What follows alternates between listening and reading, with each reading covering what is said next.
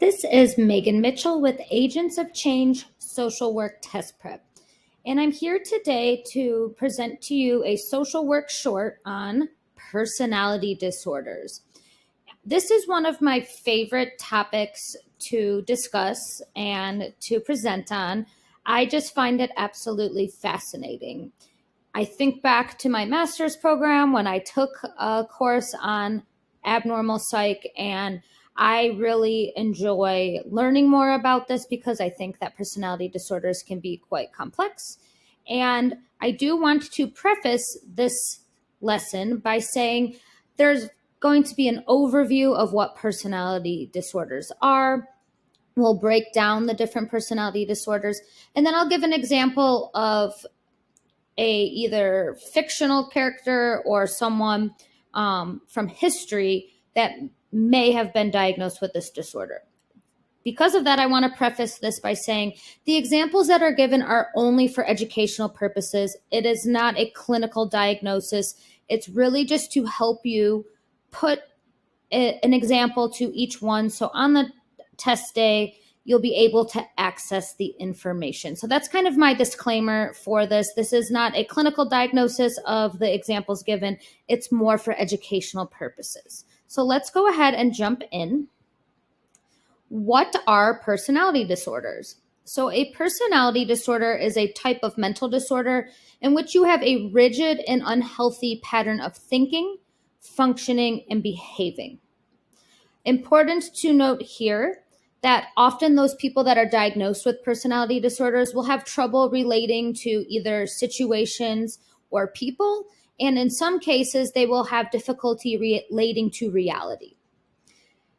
This causes a significant disruption in at least one area of life. That might be relationships, interpersonal relationships, social activities, or work or employment settings. So those are the important things that you want to note when learning about personality disorders. So personality disorders, how would we diagnose this? When would we diagnose this? They're typically diagnosed in people around age 18 years of age and older. And why is this? Why is it not typically diagnosed younger than this? That's because our personalities are still developing, right? You have to think that of brain science and how our brain forms and how it develops. Personality is something that is changing and flexible and malleable up until around adulthood. Long-term patterns of symptoms need to be present. So that's what makes personality disorders different from other diagnoses. Personality is something that doesn't change much over time. So when you're looking at a vignette or you're answering a question for test purposes, you want to make sure if you're diagnosing a personality disorder, it's a long-term pattern of symptoms.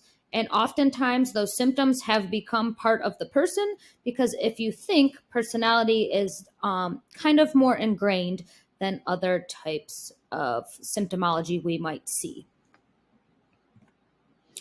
So what do you need to know? There are 3 clusters of personality disorders. There's cluster A, which is usually referred to as odd and eccentric personality disorders. There's cluster B, which is dramatic and erratic personality disorders. And then there's cluster C, anxious and fearful personality disorders. It will be important that you're able to group each personality disorder by their cluster because you're going to see they have some similarities within each cluster. And that's why they're grouped this way. And once again, I am just commenting that the examples that you're going to see throughout are for educational purposes only. They're not based on clinical assessment. Let's break this down very quickly. Cluster A, what is included in cluster A? There's paranoid personality disorder, schizoid personality disorder, and schizotypal personality disorder. That's cluster A, odd and eccentric. Cluster B, what are grouped into this category? Antisocial personality disorder, narcissistic personality disorder, borderline personality disorder, and histrionic personality disorder. And these all fall under cluster B, dramatic and erratic behavior. The last cluster is cluster C, and the 3 personality disorders that fall under this cluster are avoidant personality disorder, dependent personality disorder, and obsessive compulsive personality disorder. That's cluster C, anxious and fearful. So let's jump into our cluster A disorders. The first is paranoid personality disorder. What are some symptoms you might see or patterns of behavior you would see with someone diagnosed with paranoid personality disorder? Distrust and suspicion of others and their motives, always feeling like someone might be out to get them or that others are out to harm you. Very, very suspicious of this. Suspicion of the loyalty or trustworthiness of others. This, as you could see, would play out, would probably show up as difficulty in interpersonal relationships because they always feel that they can't trust people or that they are paranoid that that person is out to get them or harm them in some way. People with this personality disorder, they may be reluctant to give information or share information because they might be fearful that it will be used against them. They might assume worst intent because they're feeling that things that are said are negative or harmful or might be manipulated in a way that will be burdensome to them. They might hold grudges. And then a key thing here is unjustified recurrent suspicion that the spouse or sexual partner is unfaithful. And that is particularly for partners. But you have to think here with paranoid, a lot of these suspicions and these thoughts are not justified. An example of someone from history, it is said that Adolf Hitler and Joseph Stalin may have displayed some symptoms of paranoid personality disorder. And that is kind of behind why they turned into the leaders that they did and some of the policies that they implemented on a national level. So that is paranoid personality disorder. The next one in cluster A is schizotypal personality disorder. This is, remember, this is under odd and eccentric. So you hear people with this personality disorder might dress in a very peculiar or odd way. They might have odd thinking, odd belief systems. Their emotions might appear flat or inappropriate, that they do not match up with the situation. Someone with this personality disorder might lack close interpersonal relationships because they're anxious in social settings. They do not want to be part of social settings, or they have trouble relating in social settings. They might have paranormal or superstitious beliefs that are sometimes not grounded in reality or grounded in fact.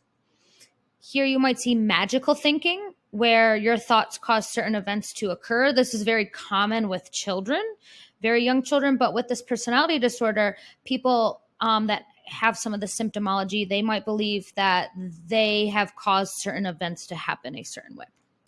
And then they might believe that certain casual incidences or events have hidden messages that are only meant for them. So they are reading into situations and reading into situations that they feel have secret or ulterior messaging. An example here that I like to give is Willy Wonka. And if you think about even just the way that Willy Wonka dresses, it's very odd.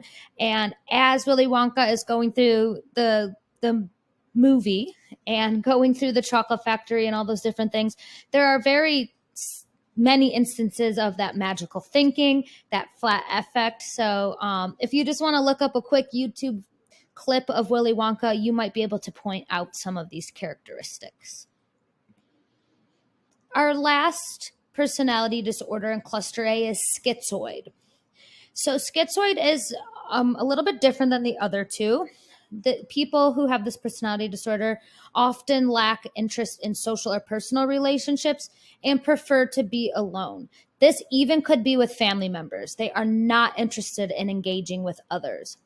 Limited range of emotional expression, so they might appear flat affect or disengaged. They often have an inability to take pleasure in most activities. They're usually very isolated. They have difficulty picking up on normal social cues. They might appear very cold, indifferent, disconnected, flat, and they might have little or no sexual desires. So they really do have the preference to not engage and to just be by themselves. Sometimes people with schizoid personality disorder live in remote places of the country, or they live in places that they will have limited contact with other people. And the example here is Squidward from SpongeBob SquarePants. Squidward always had difficulty in social situations, did not want to be in social situations, appeared to be very cold, very disengaged, and indifferent to what is going on. So that is an example for schizoid personality disorder. We're moving on to our next cluster, which is cluster B. And this is often the erratic and dramatic personality disorders. The first one we're going to cover here is antisocial personality disorder. What is going on here? Persistent lying, stealing, and conning of others. So a lot of time people with antisocial personality disorder have difficulties with the law. They might be engaging in illegal activities, violating the rights of others repeatedly, because there seems to be no regard for how their actions affect others. Their behavior might be aggressive. It can become violent. And then what's key here, this I do want you to pick up on here for antisocial, lack of remorse. So when something happens, they do not have any empathy or remorse for the action that they did that caused harm to someone. They might be manipulative and use charm to exploit others or harm others or con others. And then sometimes conduct disorder is a precursor to this disorder. So someone that had antisocial personality disorder may have earlier in life had symptoms of conduct disorder. And here, I was looking up some statistics. Antisocial personality disorder is very rare, but these are people that might have some of those sociopathic tendencies. So and the example here is the Joker from Batman. Very much in line with many of these things: no regard, no remorse, engaging in harmful or dangerous at times acts against other people. The next is narcissistic personality disorder. And in this cluster, narcissistic personality disorder, some of the symptoms that you might see include a person having an inflated sense of entitlement.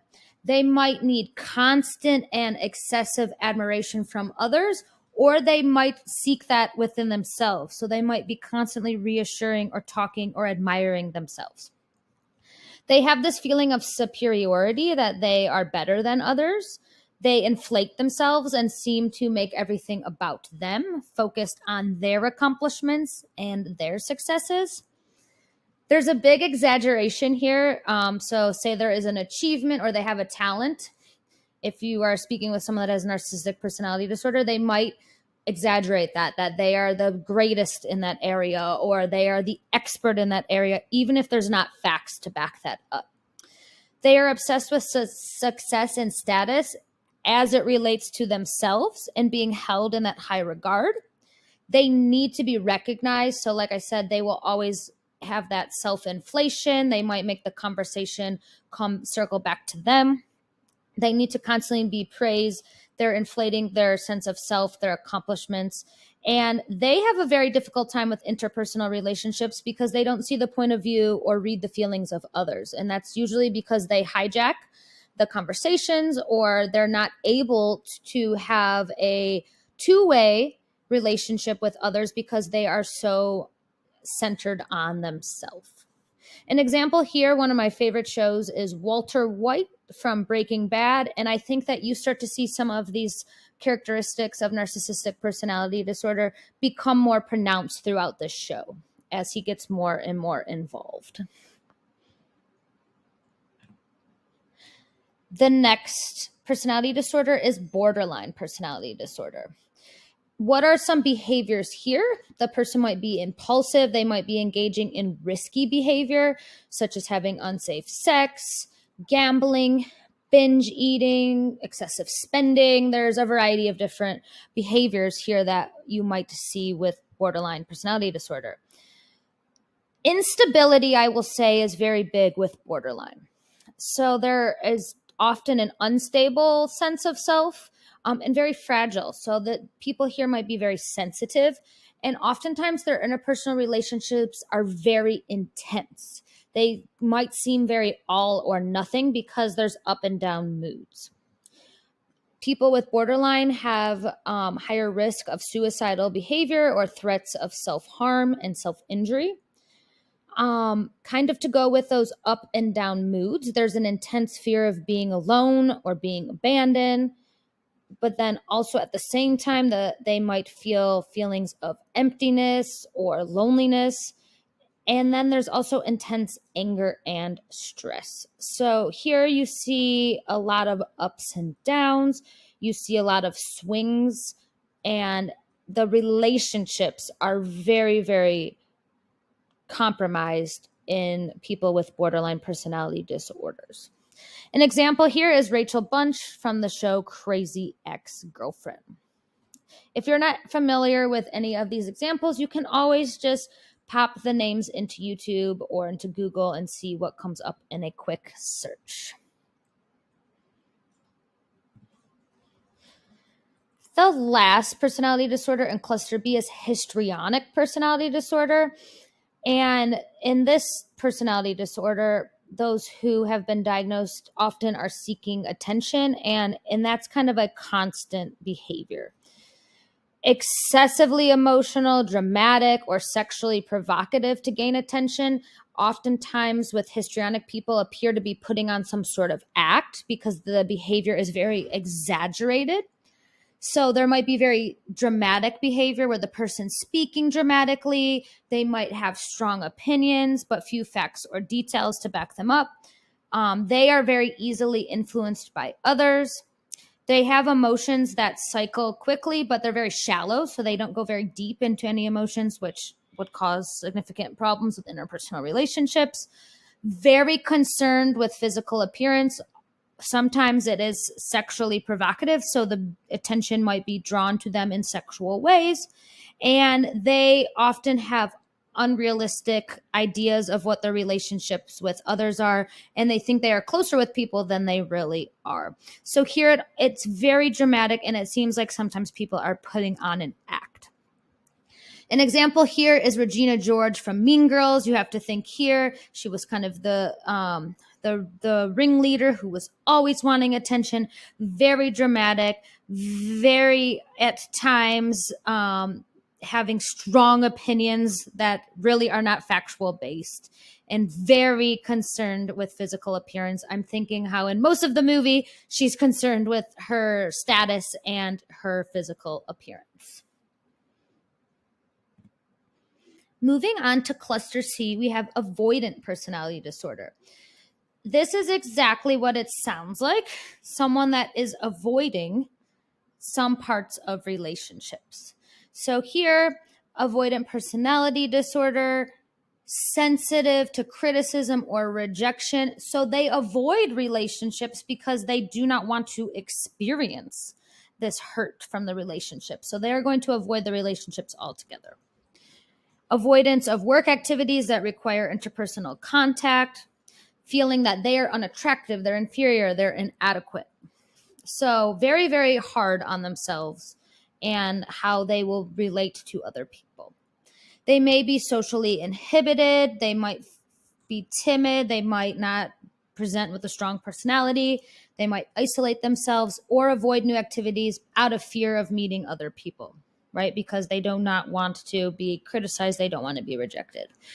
This might appear as extreme shyness in social situations or in personal relationships because there is that fear of putting yourself out there and what might happen if you do. Fear of disapproval, embarrassing yourself, or being ridiculed by those around you. And the big thing here with avoidant personality disorder is they often want to have relationships with others, but they're too anxious about engaging in too worried about what might happen if they do engage, right? Thinking about that criticism, thinking about that rejection.